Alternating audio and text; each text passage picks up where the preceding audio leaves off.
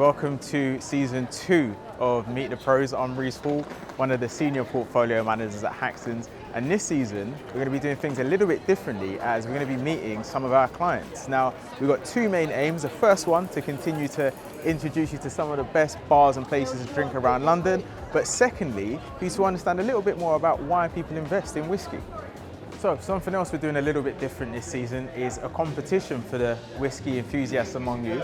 The name of the game is Whabble, or Whiskey Scrabble. So an anagram will pop up on the screen. This week's one's pretty easy. And what it is the name of a distillery. Now, to enter the competition, all you need to do is leave a comment, which is not the answer, and send an email to competitions@hackstons.com with the answer, your YouTube name, and also a code that's going to pop up at some point during this video. The winner of the competition is going to get a bottle of whiskey from that distillery. So without further ado, one of my clients, Callum, is waiting inside. Let's head on in and meet him.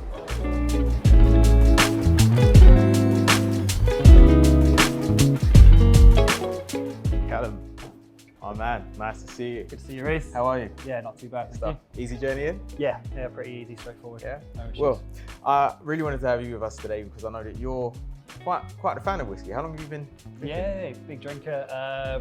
Probably mainly seriously about 5 years or so. Yeah? Yeah. Any particular favourites? Passed to Delvini. Delvini, okay. But I mean, once it starts flowing, anything will probably do. Good man. Well, look, I think, I don't know if Delvini's on the menu today. I heard it's something special for us, but let's go and meet Nicholas and we'll take it from there. Fantastic. Nicholas, hi, how are you? Welcome back, guys. How you doing? Callum, Nicholas. Nicholas is the head bartender here. Can you tell us a little bit more about the bar? Yeah, of course. We are in Niger, in Carnaby Street. It's the second branch open from the company. The first one is being open in Old Street. So we essentially focus on cocktail and live music. We do live music every day. It's basically jazz, blues, and we really focus into the cocktail experience to the customer to deliver the best experience for them. So that's pretty much what we do right here. Brilliant, brilliant. Well, I hear you've got something a little bit different for us today. So could you tell us a little bit more about your whiskey selection and what you've got for us? So we just opened 6 months ago. So our selection is always growing up monthly. So we're going to implement lots more bottles. At the moment, we keep with the classic display that we have. We have few different bottles for every taste, for everyone. And today we're going to create for you the Soul Kiss. One of our best seller. It's a great example of one of our drinks that we create, that we put so much research behind, which is the Flask is handmade from Italy, and then we have a blend of Arbor, WB, obviously, a touch of whiskey, bourbon whiskey, a Chinato vermouth, and a bit of port. Obviously, the notes from the Arbor WB that is only 5 years old. They will come up nicely, and we add a bit of obviously citrus to give a touch of freshness into the drink. We're gonna quick stir, and we're gonna garnish our flask with a few herbs. Tell us a little bit about the flask. You said I've never seen something like this. It's really interesting flask that comes from one of the mom of the guy that used to work with us. We're still in really nice contact with her, and she handmade and paint all the flask for us. And obviously that gives a really high value for what we do, okay? So obviously it's not only about the liquid, but for us it's all about also how do we present our drink. So usually we serve this lovely flask with 2 small glassware that everyone can kind of share, and you can obviously share today in your chat. So that's our Soul Kiss. Amazing. Cheers, guys. Amazing. Thank you very much. Well, I think we should maybe pour ourselves a little couple of glasses and then head over and have a quick chat. Yeah, sounds good to me. Awesome.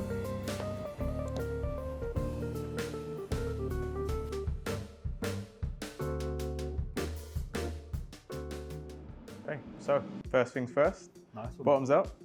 Cheers.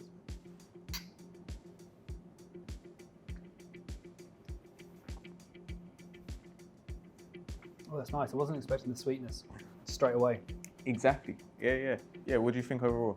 Yeah, that's nice. It's quite a young whiskey, isn't it? It's like a 5-year-old. So the notes are quite soft and subtle throughout the back taste, but with the sweetness first, that really softens the blow. That's probably a little bit dangerous. You can get through it quite quickly, I reckon. Yeah, I think so. I mean, for me, I'll be honest, I'm not the biggest fan of actually drinking whiskey, but I think I've got a very sweet palate in general. Okay. So I'm always the one to go for the sweet dessert, you know. So having that extra sweet tinge at the beginning definitely helps. I think of most of the whiskeys I've tried, that probably up there, to be fair. What would you give it out of 10? Probably give it a decent 9 out of 10. No, Yeah, as high as that? I'd order that. In And a you're a bar bit of a quite connoisseur as happily. well. Well, it's nice. I mean, there's one thing when you want like a straight single malt and you just want to sip on that. But then if you're out and about and you want something a little bit lighter, a little bit more palatable, something with a bit of sweetness at the start, it's quite nice. You can get through that. Plus the when he was making it at the bar, everything that goes in it, and the presentation's really nice as well. So Yeah, there's that something to always be helps. said for a bit of that to bumping the score. Yeah, fair enough. I can't disagree with you there. But well, I think the main thing we want to talk about was just, you know, the market in general and things. So out of interest, Callum, before you actually invested into casks of whiskey, I mean, where did you typically invest? Yeah, so when I was first starting with investments, reading up on it and doing it, I went to probably where most people started going, stocks and shares. Started building up a bit of portfolio there. But my timing probably wasn't the best because this was maybe 2 years pre-COVID happening, which completely shifted the market and changed everything that I'd kind of done my research on.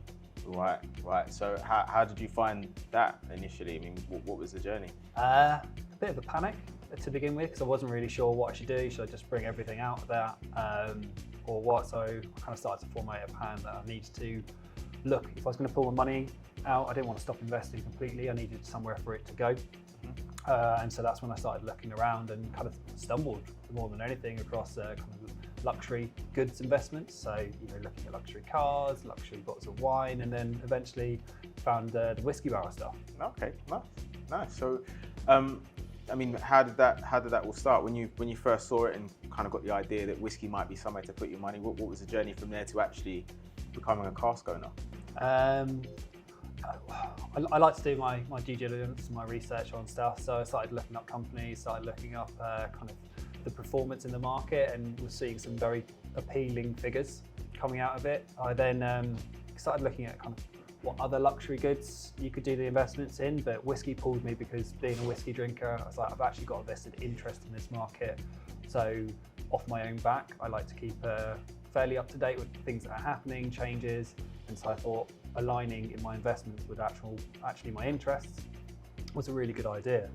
So yeah, I started doing some research and having a look around, started getting heavily targeted on Instagram, obviously. The algorithm, the algorithm. But you know, it's no bad thing because it did bring a good couple of businesses to the top of my kind of list of who I wanted to invest with, and Hackstons being one of them. Perfect. And I think, you know, what you said is spot on. You know, when you can align your investments with something that's a bit of a passion for yourself, it always helps. I mean, for a lot of the clients that I work with, it's just more of a numbers thing. But I think there's that added benefit when you are actually a whiskey drinker that you can engage in the social side. You've been to our events before. How have you found those? The event's been brilliant, and actually that was probably one of the biggest appeals to you guys, because there was a lot of the other businesses where they had all the stuff. You know, you had this customer portfolio where you could log in, but it all seemed very, you know, you were the investor and they were the business kind of managing that, and Hackstons with the events, bringing the community of investors together and having more of a personal connection. I really like that, and so yeah, came to your event a couple of months back here in London. Really enjoyed it. It was great chatting to other people and finding out their reasons for investing, what they had kind of chosen to go for and how long they've been holding it for, and just really get their knowledge and their experience of you know, investing through you guys. And it just it was all positives really, so just kind of confirmed that I'd made a good choice. Awesome. Well, that's great to hear. You know, I think at the end of the day, you know, whiskey is a social asset, right? So it's nice to be able to lean into that. So hopefully, you know, you can join us for more of those. But how have you found your journey as a cask owner so far, just in general? The journey's been relatively short so far, and it started with you guys, about 6-8 months ago, I think it was. I bought the first one. But it's been positive. I like, you know, I can log on and have a look at what I'm holding, call you up pretty much at any point when I've got some questions about stuff changing in the markets. But you also do fantastic job of keeping me in the loop and bringing things to front of mind that I probably would have missed. Stuff like some of the trading stuff that's happening, especially with like the likes of India and Australia, making me aware of things like that, so I can perhaps go away and do my own research and bring my knowledge up to date. Oh, brilliant. So, as I was saying earlier, I think it's really nice someone that already, actually has a passion for whiskey being involved in it as an investment as well. But what has, so far been your biggest takeaway or sort of biggest learning from the whiskey market investment? I think finding out more about the different whiskey markets they're actually about. I mean, everyone obviously knows about Scotch whiskey and probably Irish whiskey. I don't know how much people would generally know about, what the Japanese are doing with their whiskey and what they tried to do originally with kind of importing everything from Scotland, thinking that they can make Scotch whiskey, but it has to be made inside the borders of Scotland to be called that. So finding out more about the history of it, being a drinker and an investor is just nice to kind of round my knowledge out. So that was really good. And also looking into kind of some of the more emerging markets where whiskey, like I mentioned India earlier, and they're starting to make and do their own thing on top of everything they import. So it's just interesting to see the developments happen there. Yeah, do you know what? That reminds me. I think it's when we were at the event in London. There was a particular Indian whiskey. You might remember it. Amaret. It was something along those lines. Yeah. Yeah, and I think it's spot on. The fact that there are these emerging markets and these different types of investments. But I think the nicest thing is that almost how it can only be called champagne if it's from the Champagne region in France. I think it's nice to know that with Scotch whiskey, it's always going to hold that prestige. There's always going to be a market for it. And I think, we're trying an Ardbeg now. You would have seen that there was that cask that sold for £60 million. Did pretty well, didn't it? Yeah, exactly. Now look, we don't get into this market to become a millionaire. I'm not making any promises, right? That's all on camera, right? Yeah. But ultimately, I think it is nice to have that sort of romantic idea that there is that potential in the long run, and ultimately, is this something that you see for yourself as something that could be long term? Perhaps if you did leave it for long enough for children and grandchildren, that sort of thing. Yeah, I think even after the initial investing period with these barrels is kind of up, I'm looking what to do with them.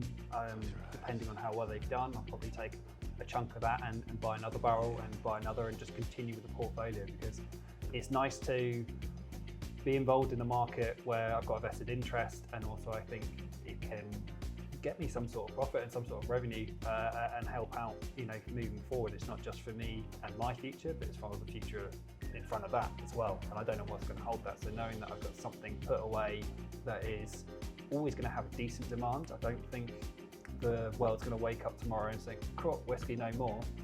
And I think if the demand did start to drop, it would be more of a plateau than a tailing off. So yeah, I don't see why I'd ever really stop now I've started. Awesome. Callum, it's been a pleasure as always. I hope you've enjoyed the drink here. I mean, certainly something different, maybe something that you wouldn't have chosen yourself, but I've certainly enjoyed it.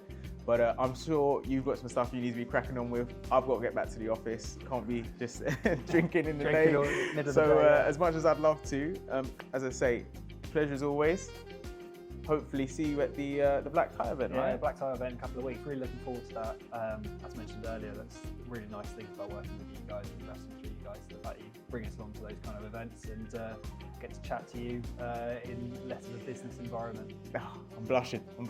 But yeah, should we just head over and thank Nicholas for his time and get out of here? Yeah, sounds good to me. Good man. Nicholas, thanks for having us. Thank you very much. Good to see you. Yeah, thank you very much. Thank you very much. All right, have a good day.